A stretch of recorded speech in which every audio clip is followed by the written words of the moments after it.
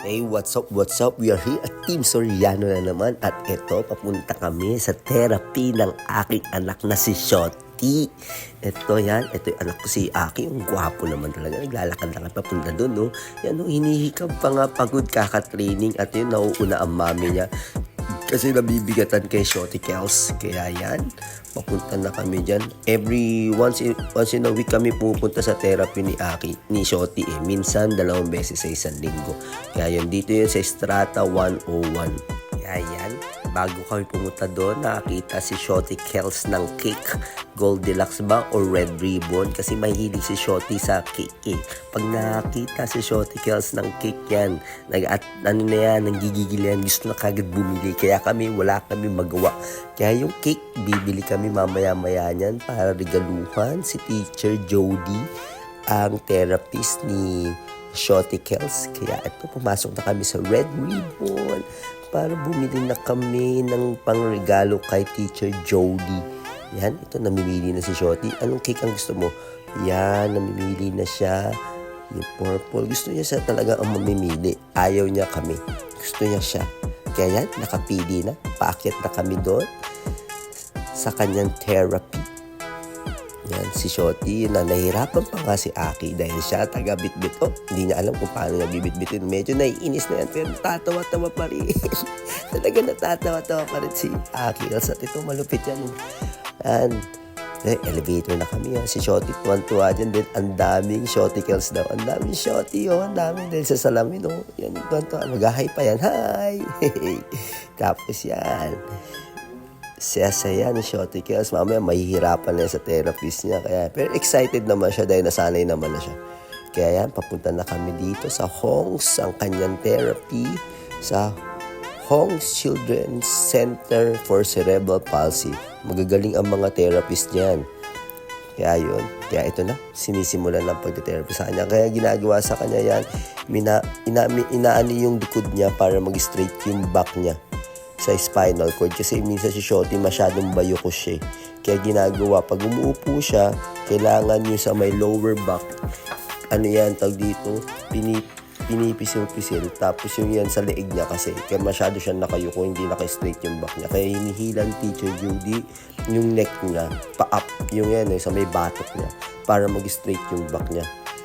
Para maayos yung kanyang tindig. Kasi minsan, sabi ni Teacher Judy kasi, wala daw siyang kamuscle-muscle sa katawan. Kaya daw, pag naglalakad si Shoti, hindi daw maayos, wiggling pa. Kaya sabi ni si Teacher Judy, importante yung sitting position. Yan, kailangan yan. Yan ang ginagawa niya lagi. Yan, tapos laging ini-straight yung lower back niya para yung spine niya mag-straight. Tapos mababa lang yung upuan na yan, parang lang, hanggang tuhod lang. Okay, hanggang muscle na sa may binti natin. Kaya yan. Kaya sa mga delay din sa pag-walk ng mga bata, yan ang gawin niya. Ini-straight siya. Ini-straight yung likod niya. Para masanay yung body niya na naka-straight ang katawan niya. Para hindi siya maging wiggling. Tapos yan. Siyempre si Shoti habang tinetherapy, dinadaan lang sa laro. Yan. Actually, dapat nakahubad yan Talaga nakahubad yan. Kaso lang ayaw ni Shoti, nagwawala siya. Kaya yan. Kaya kahit nakaganyan siya, tuloy-tuloy pa rin ang pagte-therapy sa kanya. Kaya shoutout kay Teacher Judy sa pagtsatsaga. Kay Shoti Kels sa pagte-therapy. Yan, hinahatak talaga yan. Minsan nahihirapan na yan talaga. Kasi syempre, yung muscle niya, talagang dapat ma-improve yung muscle niya yan. Kailangan i-explain si Tito Judy yan. Ganyan daw, mekos daw. Dapat yung leeg. Yan, kailangan yan. Yan yung ginagawa. Tapos, after nyan, ginagawa rin namin sa bahay yan. Tapos yan, pag nakahiga siya, nakadapa siya yan. Ito ayoko gawin natatakot ako. Kaya, si Teacher Judy na lang yung gagawa niyan. Hindi ko yung ginagawa sa bahay. Mas maganda talaga mga therapist ang gumagawa niyan. Pero sabi ni Teacher Judy, pag-aralan pa rin daw. Kasi para kahit nasa bahay lang kami, nagagawa-gawa. Pero medyo natatakot ako. Yan, si Shoti, makulit talaga. Naglalaban. Ayoko. Pero wala kang takas kay Teacher Judy. Yan, nakatakas Kahit anong pwesto niyan, may ginagawang pag-improve kay kay Shotty sa muscle niya. Kahit anong pwesto niya, wala siyang takas, ini-straight yung back niya. Kitang-kita niyo naman kung paano ini-straight ni Teacher Judy yung back niya. Yan, sinasan. Importante. Pero actually, good naman na kasi nakakatayo na si Shotty. Yan, Yan, yung mga hindi ko yan ginagawa kasi natatakot ako Kaya yan, okay na si Teacher Judy na gumawa niyan. Ayan, yung sa likod na parang inaayos talaga yung core niya, yung back niya. Kasi sabi Teacher Judy, ultimo yung sa tiyan niya, wala daw ka muscle. Kaya, yan, inaayos si Shotty, straight. Tapos, inaani yung likod niya. Pinipiga-piga para magkaroon siya ng konting muscle sa kanyang tiyan at back. Okay, yan. Balik na naman siya sa upo. Nakakita na naman siya ng magandang toy. Uy, maganda to. Gumagalaw-galaw. Di ilaw. Pero yan, Teacher Judy, tiyatsaga pa rin si Shotty. Yan. Tapos yung pag-uupo niya pala, yung sa may paan niya, kailangan naka-flat. Kasi napansin namin kay Shotty, hindi naka-flat yung paan niya sa upo. Pag nakaupo siya, parang yung mga fingers niya sa paa, parang naka-close. Yun, kailangan inaayos din yun, ini-straight din para masanay yung paa niya. Tapos sa pag-uupo rin dapat, tama ba yung siya, hindi siya naka-straight yan. Tapos straight yan ni Teacher Judy, may kita yan. Every time na uupo siya, may kita yung difference. Tama yan, tapos straight yung katawan. Mas nababalance daw kasi ng body natin kung straight ang back natin. Kaya sa mga katulad ni Shotty dyan, ito may mga exercise na pwede nyong gayahin din.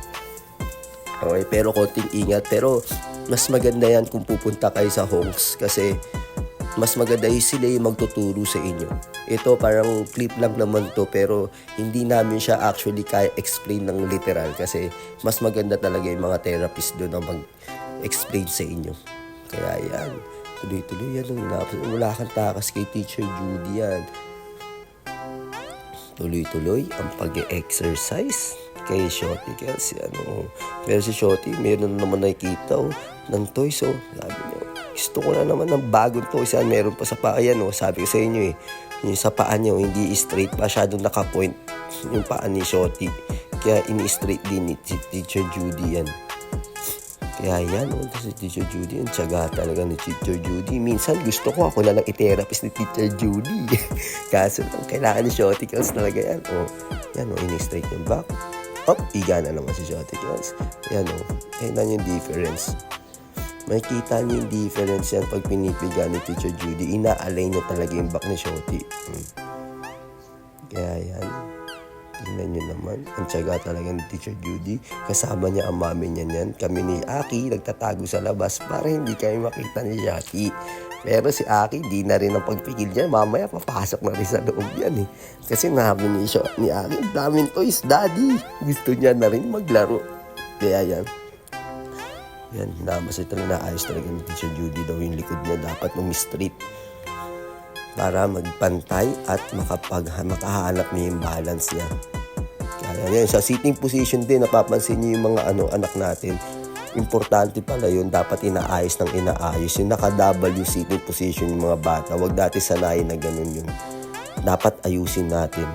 Kaya yan, nakita na kami.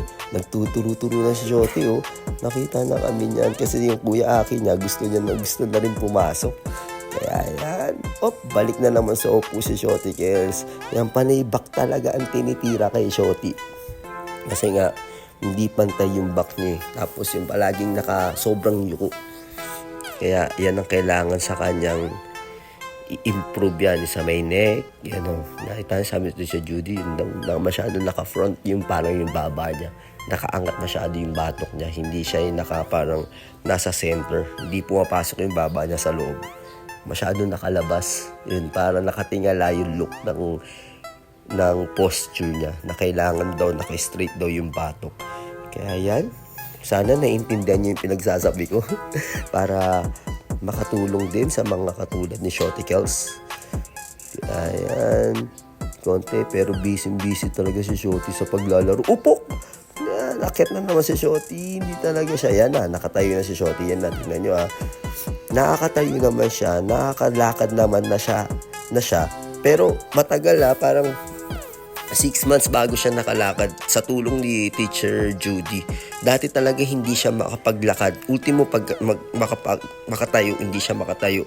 Pero yun nga, yung dinala namin sa Honks yan, na nakakatayo na siya, nakakalakad na siya sa tulong ni Teacher Judy yan. Tingnan nyo, hinahanap niya yung balance. Tinutulungan siya ni Teacher Judy yan.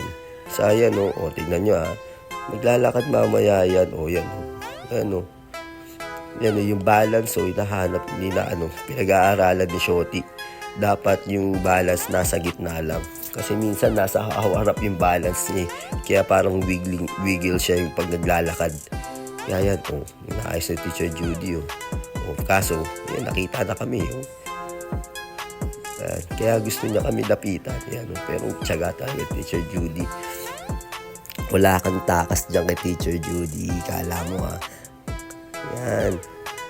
Tingnan mo minsan ngayon napapansin ko sa sobrang parang hindi niya mahanap yung balance niya, ang taob niya is pabak. Kaya inaayos talaga, kailangan niyang mahanap yung balance sa likod niya at may straight niya yung back niya para yung balance may stick niya yung balance niya sa paglalakad at pagtayo niya. Yan nakita na kami Si Aki talaga gusto magpakita niyan kasi gusto niya maglaro din. Kaya yan pero wala kang talagang takas yan maglalakad-lakad na yan paunti-unti yan. Tapos yan napansin din namin kay Shotty pag naglalakad siya yung kamay niya medyo nakataas yan kaya kailangan daw sabi ni Teacher Judy dapat yung kamay nakababa para daw yung balance is nasa center talaga ng katawan niya. Yan napansin mo nakaharap yung kamay ni Shotty pag naglalakad. Kaya yan, dapat pala binababa yan. Kaya yan, kailangan namin yan. Kailangan niyang ibaba yan at mahalap yung balance niya. At tapos, yung importante talaga magkaroon siya ng muscle sa core niya para lumakas-lakas yung paglalakad niya. Yan, minsan nakakalakad na siya. Diba? Ang galing ni Teacher Judy. Babaksan na pero nakakatayo naman na yan. Yan na. Maglalakad na mag-isa yan. Tingnan nyo Go Shotty. Maglalakad na yan mag-isa. Siya na inaayos na ni Teacher Judy yung balance niya para unti-unti makalakad na si Shotty Kels namin. Yan na, inaayos lang. Konting ayos dyan. Yan. Yan yun naman si Shotty Akala mo naka-slow mo yung video pero hindi naka-slow mo yan Talaga namang sadyang slow mo lang si Shotty. Tiyaga talaga Teacher Judy. Maglalakad dyan. Kasi pag nakita ni Teacher Judy na hindi siya nakabalance, talagang inaayos siya kagad ni Teacher Judy. Dapat masanay yung katawan niya sa balance nung nasa center talaga yung body niya. Kasi minsan pumapaling-paling kaya inaayos-ayos talaga ni Teacher Judy. Dapat masanay siya dun Yan. Kala ko makatakas kay Teacher Judy maglakad ka, kunin mo to. Yan. Kaso sabi ni Shotty, mautak si Shotty. Minsan may gustong ibantoy. Yan. Lakad-lakad. Yan. May naayos si Teacher Judy Pumapaling na naman yung katawan. Pag napapaling na naman yung katawan, inaayos si Teacher Judy yan. Wala kang takas kay Teacher Judy. Kala mo tiyaga talaga. Actually, sulit na sulit to yung therapy ni Shotty Kasi pagka-uwi niya sobrang napakalaki ng improvement. Imagine na sa isang araw lang, paano kung lagi niya everyday niyo pa siya itinitherapy. Kaya yan, laki ng improvement ni Shotty. Kaya mo, diba? Kala mo makakatakas kay Teacher Judy. Yan na. Kaso lang, malapit na siya sa mami niya, yayakapin niya na yung mami niya. Papeng! Yan na. Yan. Kala mo kahit nasa mami ka, inaayos pa rin Teacher Judy yan. Sa leeg naman, wala kang takas talaga kay Teacher Judy. Yan. Ine-explain sa mami niya kung paano mga ginagawa na kailangan i-improve sa kanya at kung ano yung mga inaayos sa kanya. Yan. At tapos na ang therapy niya.